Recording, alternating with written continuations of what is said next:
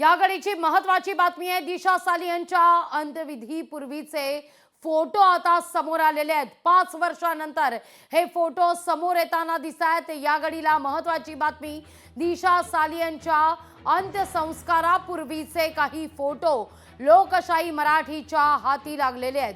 14व्या मजल्यावरून पडून दिशाचा मृत्यू झाला असा आतापर्यंतचा तपास आहे। तर दिशा सालियन प्रकरणाची पुन्हा चौकशी करा अशी मागणी दिशा सालियनच्या वडिलांनी केलेली आहे। दिशावर सामूहिक अत्याचार करून हत्या केल्याचा आरोप होतोय। आरोप तिच्या वडिलांनी आता केलेला आहे।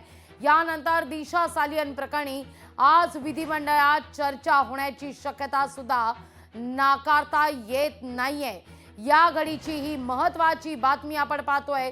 दिशा सालियनचे अखेरचे हे फोटो, अंत्यसंस्कारापूर्वीचे हे फोटो आता समोर आलेले आहेत।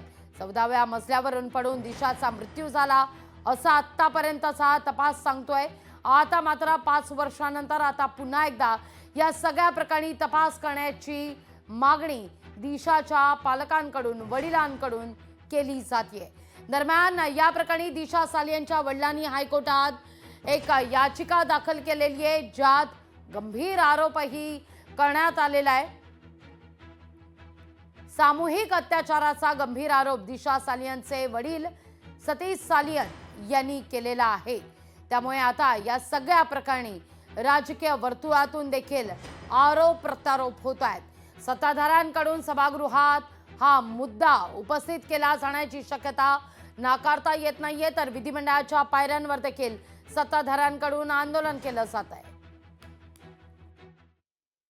व्हिक्टीमचे वडील उच्च न्यायालयात गेलेले आहेत। उच्च न्यायालयात त्यांनी काही बाबी मांडलेल्या आहेत। कायद्यानुसार कॉन्स्टिट्युशनल कोर्ट समोर तुम्हाला अशा बाबी मांडण्याचा पूर्ण अधिकार असतो, तो त्यांनी मांडलेला आहे। त्याच्यावर मुंबई उच्च न्यायालय जे काय असेल ती चौकशी करेल आणि आदेश देतील। त्या आदेशाचं पालन सरकार करणार आहे।